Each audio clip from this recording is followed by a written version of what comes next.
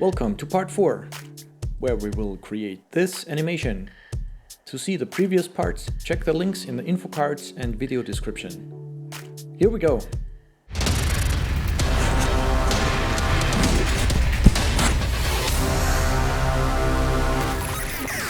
This is Blender 2.8. I'm gonna delete the cube and the lamp, reset the camera, rotate it X90 and move it out here. And then I'm going to add the text. And in edit mode, type Eevee. Now rotate this on X90 degrees. And in front view, GX to move the V into the center. Now we could and probably should change the font, but let's keep it simple for now. Okay, then I will extrude the text a little and also give it a tiny bit of a bevel. Okay. So this is the text that we will be animating.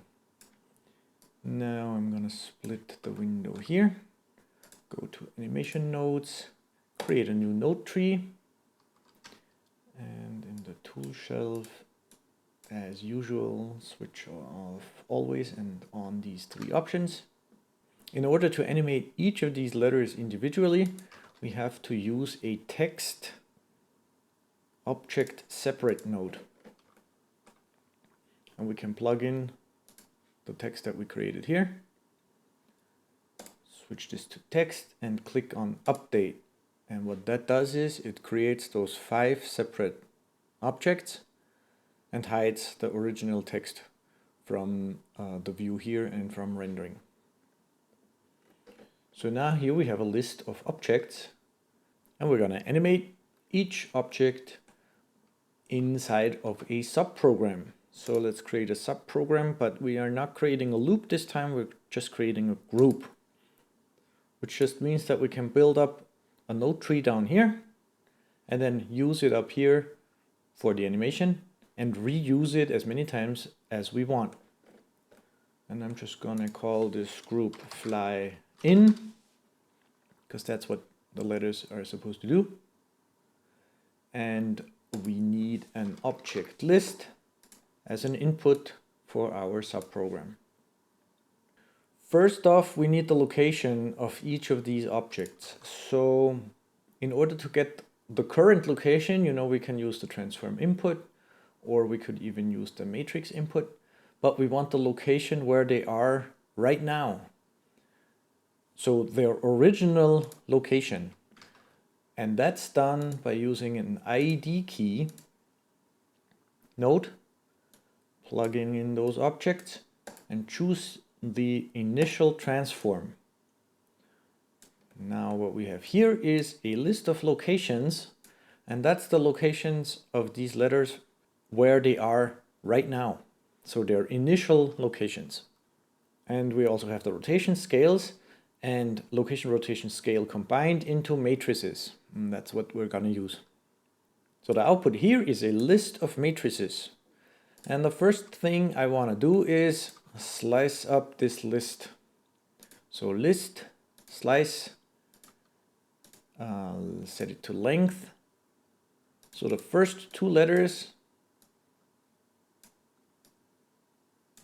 are coming out here.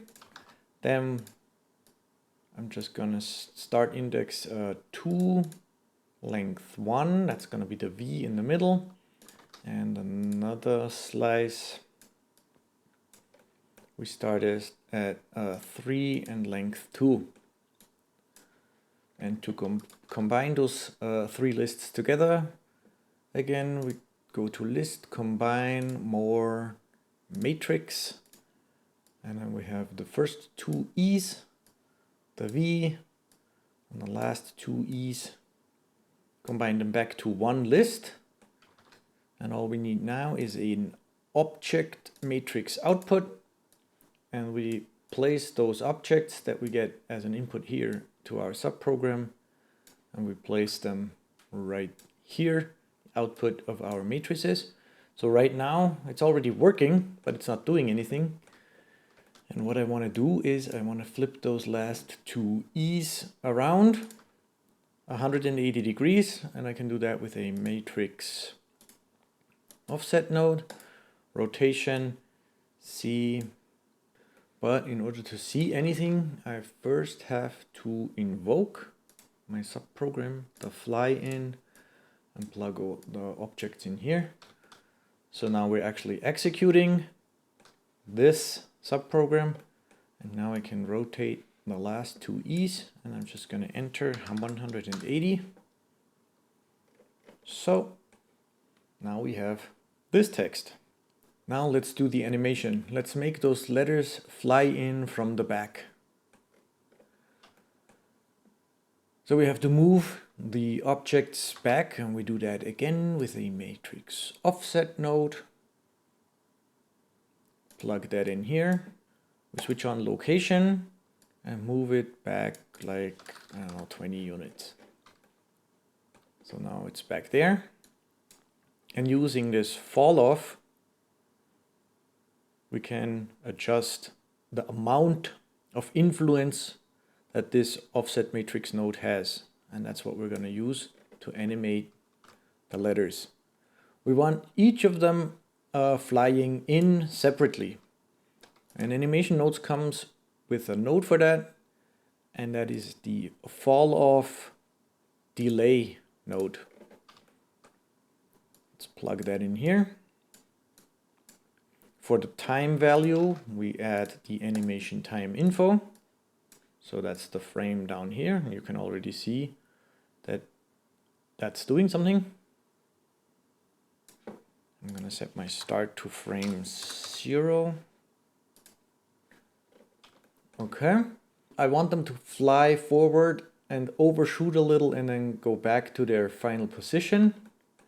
So I set this to back. And one more thing, I will have to invert the fall off, because right now they're flying backwards and I want them to start in the back, and then when I move my timeline forward, you can see they're flying forward, and we can see that they overshoot a little and then go back to their final position. The delay fall off node has two settings here.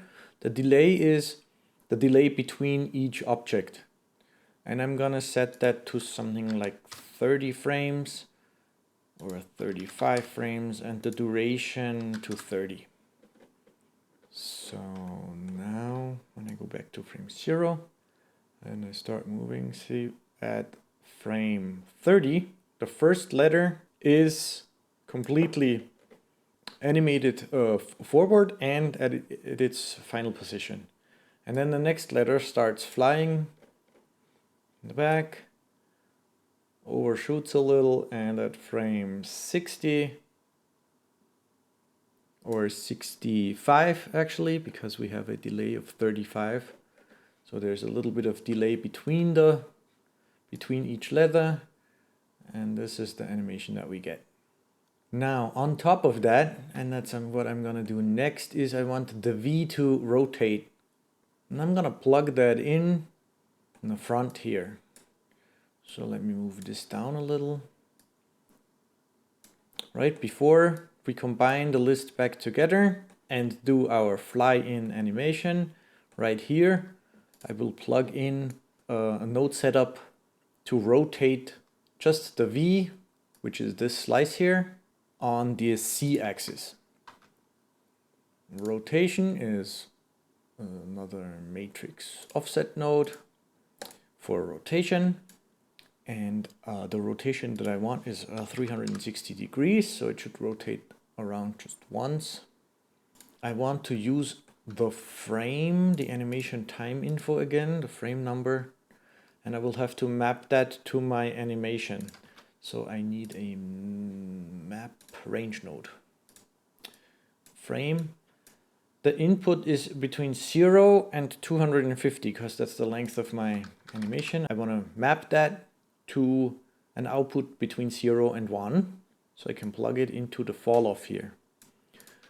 In order to do that, I need a fall off constant fall off. So I can use a single value and plug it into the fall off here. So right now we can see that the V is rotating exactly 360 degrees in 250 frames, which is this setup here. But it's rotating just in a linear fashion, which doesn't look very interesting. So I'm going to change the fall off here with an interpolate fall off node and set it to quadratic in and out, which means it starts off slow, gets really fast, and then finishes slowly again. So let's see what that looks like. Okay, here we have the V, and then it finishes slowly. Let's look closer. Go back, hit the play button, E, another E, the V coming in, and then it rotates and finishes like this. Okay, I maybe want to finish the rotation not right at the end of my animation, but maybe like a second before that. So I map my range here to 225, which means that at 225 frames, the V is already standing still. Okay, that's that. Now I also want to rotate each letter while it flies in. I'm going to do that back here. This is our fly in. And I'm using another offset matrix set to rotation. Use those and add some rotation here. And the rotation that I want is supposed to be random. Okay, I'm gonna need a random rotation. And there's a node for that, which is called random Euler. Just gives us a rotation value, and by clicking this little button I get a list of rotation values. So now I have a list and each letter is rotated differently. The scale here is the amount of the rotation angle. I have 5 letters, so right here the count of 5 is good. Now we don't have an animation yet. They're just being rotated and they fly in like this. We want to use this fall off again so that at the final location, this is what we get. But while they're flying, they should be rotated. And we're simply going to use another delay fall off with the time plugged in, with the same settings, but I set this to quadratic so that they slow down and stop at their final rotation. Use this as the fall off value, and again we need to invert this fall off so that they start off rotated and then finish off standing upright. Okay, now I can change the scale value here to something like, I don't know, 25. And let's look what that looks like. So here they're rotating in wildly and magically stop at their final location at with the right rotation. Cool. And then the V rotates and finishes off like this. Now let's look through our camera view. Maybe position the camera a little better, like this, and up a little, like this. I split the window here, so here I have a camera view, and here I have my 3D editor. Okay, so we're already pretty much done. Let's see what happens. So they're flying forward, E, another E, then we have the V, the E, and the last E. Okay, one thing I don't like is the V flies in like this and then rotates the other way, which is a little bit weird. Now what I can do is I can rotate the V, change this here.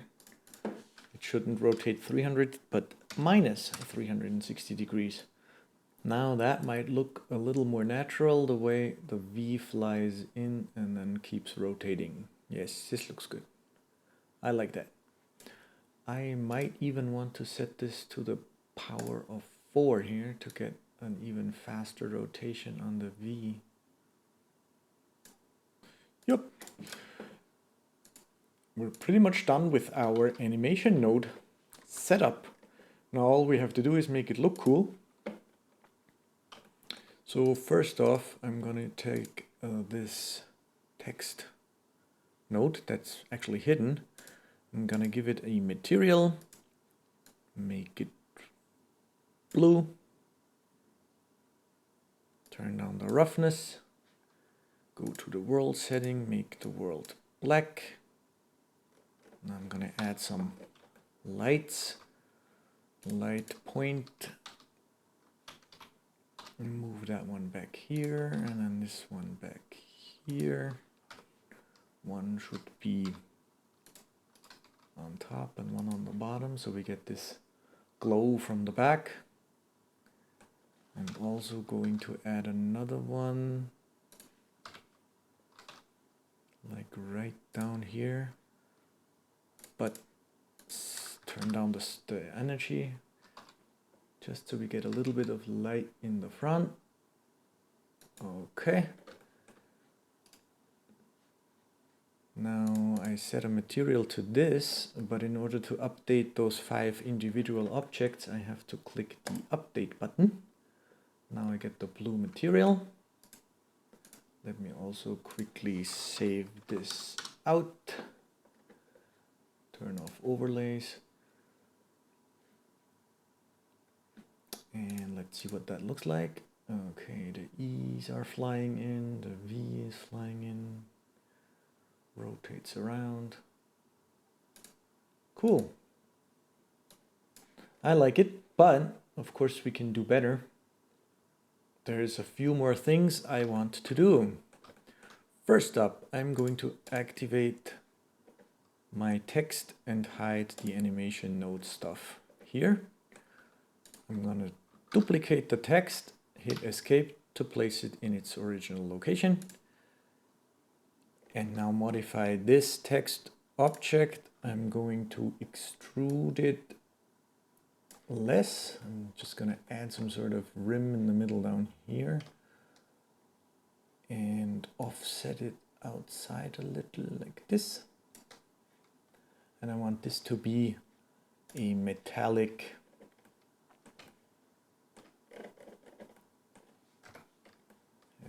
can I look at this?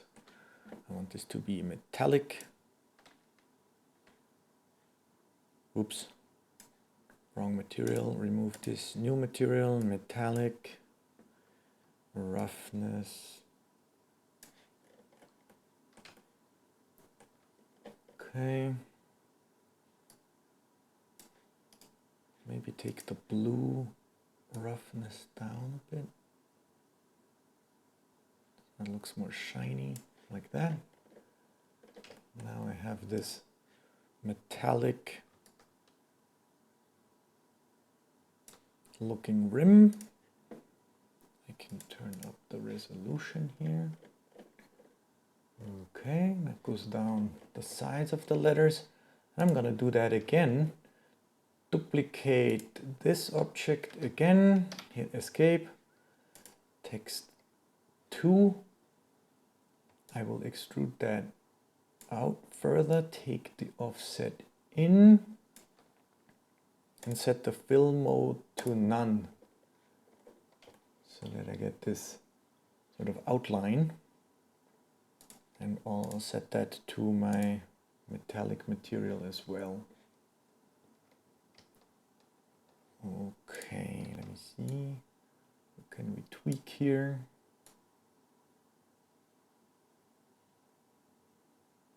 Yeah, make it look like this. Let's just make it look interesting. Whatever you can come up with is fine. But, of course, we need to animate those objects here. Luckily, we thought about that and created a subprogram that we can reuse. So I'm gonna take this separate text object node, take my text 01, hit the eyedropper, and then hit the update button, which creates more text objects down here. And I'm gonna invoke my fly in subprogram for those. And then I'm gonna take those two, duplicate it again for this text object, eyedropper, update, and also fly in. Now all I have to do is hide this, and we have all objects flying in with the same animation. Okay, that's that. Maybe this is a bit dark. I could bring that forward a little. Or maybe like this. This looks cool. And the other thing that I don't like about this is we can see the letters at the beginning. And I don't want to see them. I want them to come out of the black darkness. And an easy trick to do that is go to the end here. I'm going to add a cube, scale it up quite a bit, and move it back so that it's behind my letters and the lights. I'm also going to go here and set it to wire so that it doesn't disturb my view here. I go back to the beginning of the animation. Okay, this is where the animation starts, so I'm going to move this cube back a little more and scale it up a little more. And now the trick is in the material of this object. Create a new material, go to the shader editor, remove that principled node, plug in a volume absorption into the volume.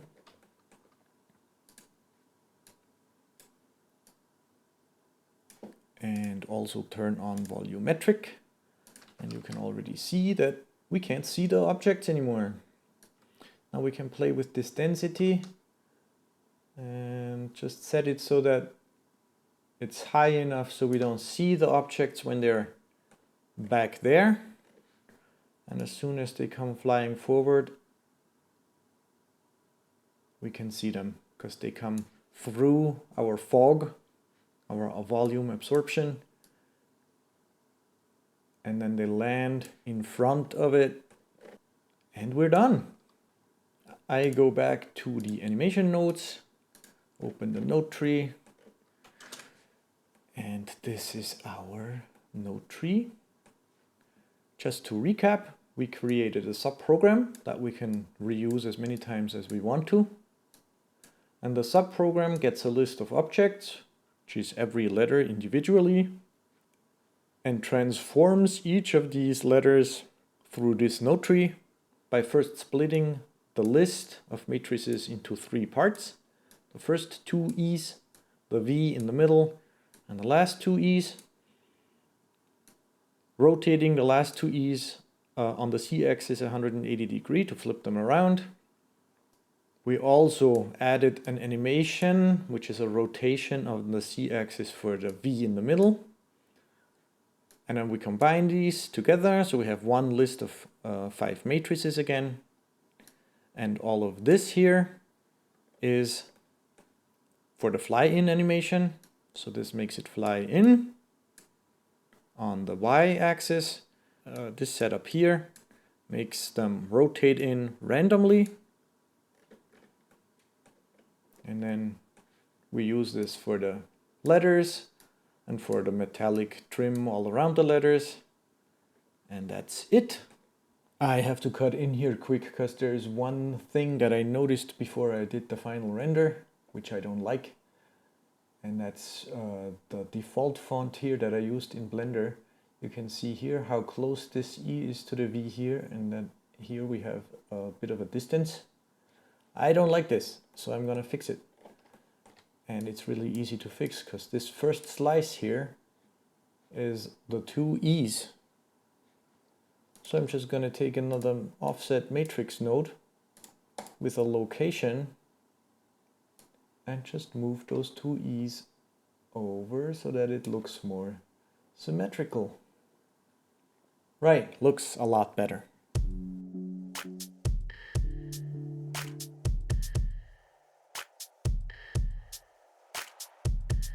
If you like this video, please give it a thumbs up, leave a comment below and subscribe if you aren't already.